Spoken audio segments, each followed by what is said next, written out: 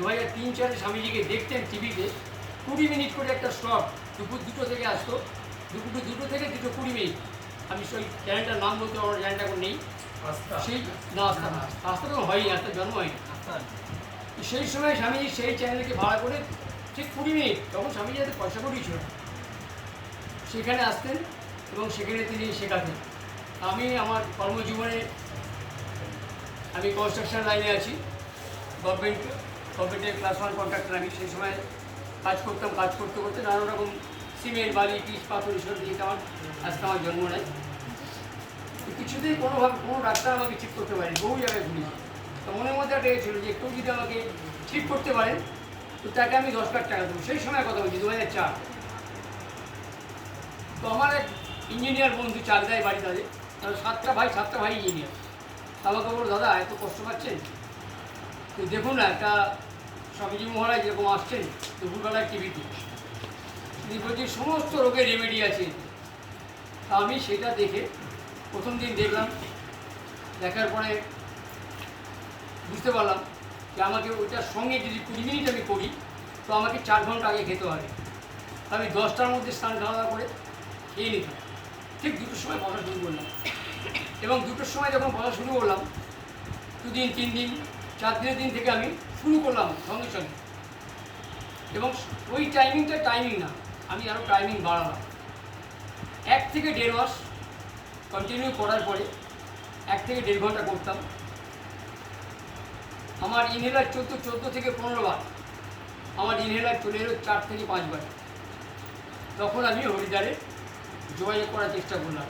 তখন তো এত সোশ্যাল মিডিয়ার কোনো ব্যাপারই ছিল না, নানানভাবে যোগাযোগ করার চেষ্টা করে পাইনি। একজনের সঙ্গে আমি কলকাতাতে যোগাযোগ করলাম, তিনি আজকে বেঁচে নেন। তিনি স্বামীজি মহারাজ খুব কাছের মানুষ ছিলেন, একজন মারওয়াড়ি ভদ্রলোক, তিলকচাঁদ আগরওয়াল। উত্তরডাঙ্গায় তার দোকান ছিল। উত্তরডাঙ্গায় প্রথম পতঞ্জলির দোকান মানে পশ্চিমবাংলায় ওনার হয়। তো তিলকজির সঙ্গে আমি আলাপ করে আমি তার ফোন নাম্বার ওখানকার জোগাড় করলাম। সেখানে জোগাড় করাতে আমি ফোন করলাম, এক মহিলা ধরলেন। আমরা ওম বলি, আমরা হ্যালো বলি না। তো এখন আপনারা হয়তো অনেকে হয় বলে, তো আমরা যখন অপোজিট থেকে কেউ আমাকে ফোন করে আমি তাকে ওম সম্বোধন করি। তা সেই দিনও আমাকে সেই মহিলা, আমাদের দিদিই বলবো, তিনি আমাকে ওম বলে আমাকে রিসিভ করলেন। আমি তখন হিন্দি অত জানি না, বাংলা আধা বাংলা, উনি হিন্দিতে বলছেন, আমি আধা হিন্দি কথা বলছি। যে আমার এরকম ব্যাপার আছে, আমি এই দেখে এইভাবে করে আমি কিছুটা সুস্থতা পেয়েছি, তা আমি সম্পূর্ণ সুস্থ হতে পারি। বলে আপনি ইমিডিয়েট চলে আসুন এখানে। তা আমি চলে গেলাম। মার্চের এটা বোধহয় 14-15 তারিখ হবে, আমি 2004 সাল।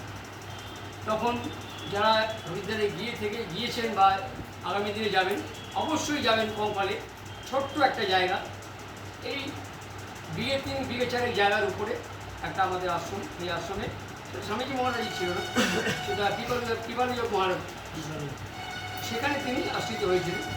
সেখানে গিয়ে পৌঁছলাম। প্রথম দিন আমাকে বৈদ্যরা দেখলেন। ওইখানেই একটা রুম আছে, দোতলা রুম, ওপরে স্বামীজি থাকে, নিচে সমস্ত বৈদ্যরা বসতেন। আর আমাদের আছে যে বালকৃষ্ণজি, ওখানে এই ফল রয়েছে যেটা বলি আমরা, ওতে করে ঘুঁটে ওষুধ আমি নিজে দেখেছি সেটা। তো দেখানোর পরে আমাকে ওই প্রাণায়াম সেন্টার তাঁবু করা ছিল, প্রাণায়াম সেন্টারে বসিয়ে আমাকে প্রাণায়াম করালো, দেখে নিল যে আমি যা যা করছি সব সঠিক। তাদের সঙ্গে আমার এখনও পরিচয় আছে, যোগাযোগ। আমি হরিদ্বারে প্রতি বছর 2-3 বার যাই। এই কদিন আগে দাদা আমার সঙ্গে গেছিল, কদিন আগেই ঘুরে এলাম। তো তারা বললো কিছু ওষুধ তো যেতেই হবে, ওষুধ দিলাম। 60 দিনের পুড়িয়া করে দিল আমাকে। এবারেও বলে একটা করে পুড়িয়া 30 দিন, 60টা পুড়িয়ে দিয়েছিল 30 দিন, এটা নিয়ে যান। আমার মনের মধ্যে একটা জিনিস হলো, আমি এত দূরে যখন কষ্ট করে এসেছি তো স্বামীজি মহারাজের সঙ্গে দেখা করি। আমার সময়টাও নিয়ে গেছি, আমি জেনে যাইনি, তবু সময় নিয়ে গেছি ওখানে না তো ঘুরে টুরে আসবো। আমি 10 দিন 12 দিন হাতে সময় নিয়ে গেছি। প্রথম দিন গেলাম, সকালে গেলাম, যোগাযোগ হলো না, বলছি কেউ না, স্বামীজির সঙ্গে কার সঙ্গে দেখা হয় না, উনি কারোর সঙ্গে মিলিত হন না। এরকম করে আমার 4-5 দিন কেটে গেল, কিছুতেই দেখা হয়। ওদের যে HR ডিপার্টমেন্টে ছিল ওনাকে বললাম, উনি বললেন কিউ ভাই আর কিউ মিলেগি, তো আমি এরকম এসেছি, আমার এরকম অসুস্থতা নিয়ে, তো আমি এই স্বামীর সঙ্গে কথা বলবো। তো স্বামী কিছু নিতে নেই, পুরো আমাকে মিলাতেই হবে, যেভাবে দেখা করতেই হবে।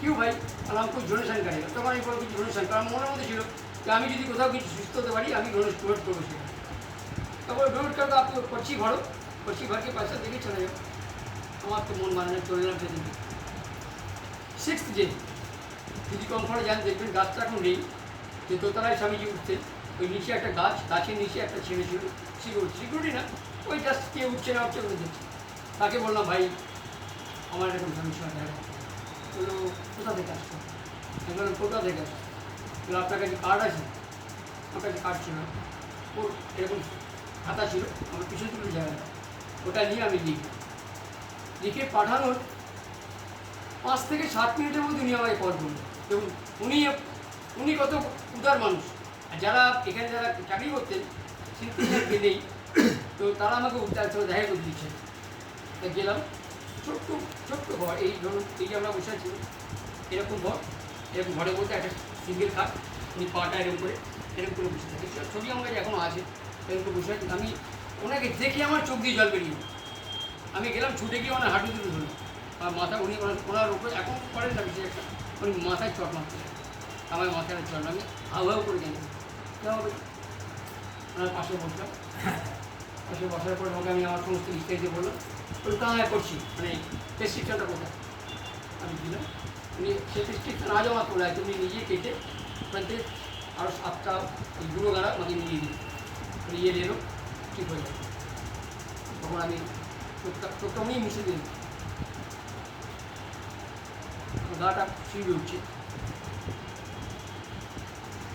আমি বললাম যে আমি কি মনে আছে আমার কিছু বলার আছে বলবে मैं बोला अभी कुछ डोनेशन को भी डोनेशन कितना डोनेशन करें और हम इधर का डोनेशन सबसे ज़्यादा क्या होता है मैं हिंदी बोलছি আপনাকে বলছি দেখো তো कहाँ से देंगे আমার তো একটু ছোটোখাটো চেহারা এখন চেহারা একটু ভেঙেছে আজ থেকে 15-16 বছর আগে চেহারা আর কি হয়েছিল হয়তো 15 আরও বেশি আর 2004 আর 22 বছর তো আমাকে বলছি যে তুমি কোথা থেকে দেবে बाबा माँ के जिनेश चो अपना नाम मेरा पिताजी नहीं है माता जी है हम जो करेंगे माता जी का सहमत उसके ही है तो ठीक है दान देने के लिए बोला थे कौन सा दान देंगे फाउंडर नहीं सबसे बड़ा दान चलो 5 लाख 5 लाख रुपये देंगे 1 साल में हम नहीं देंगे 2 साल में क्योंकि इनकम टैक्स कोई बाहर है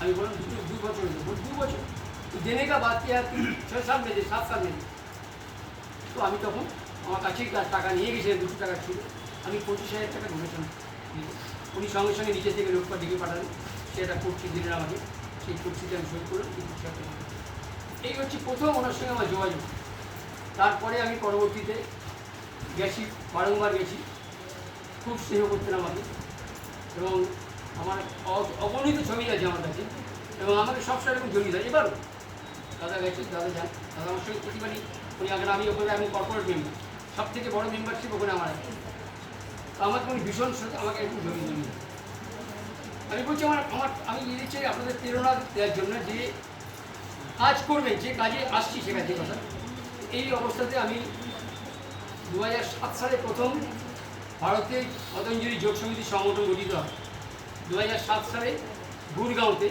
এই সংগঠনের তৈরি হয় আমাদের পশ্চিমবাংলা থেকে 13 জনকে ডাকা হয়েছিল শ্রদ্ধেয় গোপাল জালানজি মরে গেছেন ছিলেন আমাদের সঙ্গে তাপসী বোন তাপসী ছিল তাপকে আমি পরে 2009-এর শেষের দিকে আমি রাজ্য প্রভারী করেছিলাম পশ্চিমবাংলায় তো যাই হোক সেই মিটিংয়ে আরও ভাই উৎপল ছিল পশ্চিমবাংলার মানে একটা অংশের হলো রাজ্য প্রভারী শশীধর বলে একজন ছেলে ছিল সে ছিল পশ্চিমবঙ্গের রাজ্য প্রভারী আর আমাকে তখন করা হয়েছিল পুরো north east region Bihar Orissa Jharkhand Paschimbanga ও 13টা জেলার দায়িত্ব ভারতবর্ষে তখন জেলা 22 কোথায় স্টেট ছিল 22টা তখন 23 থেকে 22টা সেই সময় আমি বলেছিলাম 3 দিনের মিটিং ছিল আমাকে যখন বলছে যে তোমাকে একটা দায়িত্ব দেবো আমি তো কিছু জানি না হিন্দিও জানি না কিছুই জানি না বলো তোমাকে তুমি করবে কিনা বলো আমি বলবো আপনার ইচ্ছা থাকলে আপনার সহমত সেই থেকে দায়িত্ব নিয়ে সামান্য যৎসামান্য আমি হয়তো মানে 100%-এর মধ্যে আমি 2% কাজ করতে পেরেছিলাম সেই সময়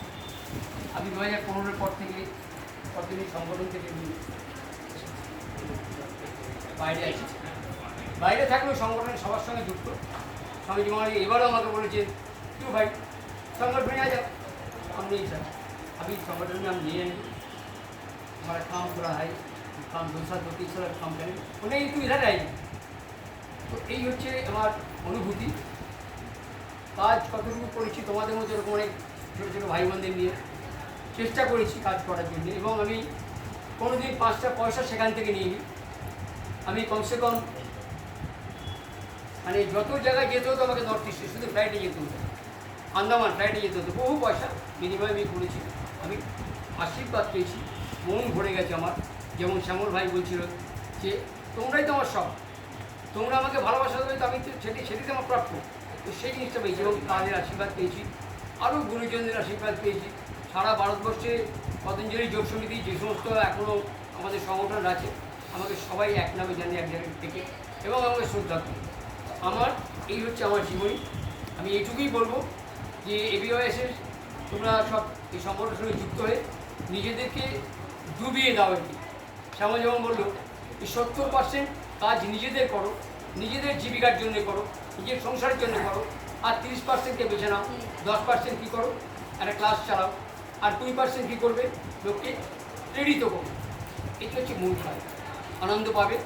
এবং এতে যে কী আছে যে বলে বোঝাতে পারবো না। যারা তোমরা করছো নিশ্চয়ই কিছু না কিছু পেয়েছো ও পাচ্ছ। সম্মান, সবথেকে সম্মান কিন্তু আমরা এমনি পাবো না, এবং নিজেকে তৈরি করতে হবে, নিজের চরিত্র গঠন করতে হবে। নিজের ব্যবহার আগে করবো, ব্যবহার। আমি যদি সামনের মানুষের সঙ্গে ব্যবহার ঠিক না করি, আমি কিন্তু তার কাছ থেকে ব্যবহার ভালো পাবো না। সামনের মানুষকে যদি ছোটো হোক বড়ো হোক সম্মান না দিই, আমি কিন্তু সম্মান আশা করতে পারি না, সম্মান পাবো না। এইটুকুই বলবো। এইটুকু বলে তোমাদের আমি জানি না কতটুকু মানে প্রেরণা যোগাতে পারলাম। স্যার আপনার ওই শরীর খারাপটা মানে কতদিন মানে বাদে ঠিক হলো? 15-16 বছর আস্তামা ছিল, 15-16 বছর। না ওখানে যাওয়ার পরে কতদিন লেগেছে? যাওয়ার পরে আমি 6 মাসের মধ্যে কমপ্লিট করি, 6 মাসের মধ্যে কি, এবং তারপর থেকে অনেক দৌড়তে হয়েছে। তারপরে এই যে আমি যেতে পারবো কোনো দিন আমি, এবং তারপরে থেকে আমার নিজের ব্যবসা, আমি 12 বছর নিজের ব্যবসা ছেড়ে দিয়েছি, নিজের ব্যবসা কিছু করিনি। উপরন্তু ব্যবসার টাকা থেকে আমি সমস্ত খরচা করে গেছি। পরবর্তীকালে এসে ফিরে আবার পুরনো জিনিস হারিয়ে গেলে কি পাওয়া যায়, করছি, চেষ্টা করে যাচ্ছি। আর 2-4 বছর করতে হবে আমাকে।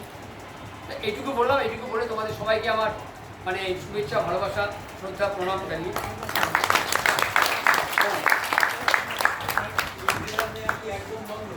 কিচ্ছুই কিচ্ছু। ইন্দিরা নিয়েছি ধরুন প্রায় 7-8 বছর, 2004 অবধি। 2004-এর পর থেকে 2004-এর মার্চের পর থেকে আমি ইন্দিরা নিয়েছি।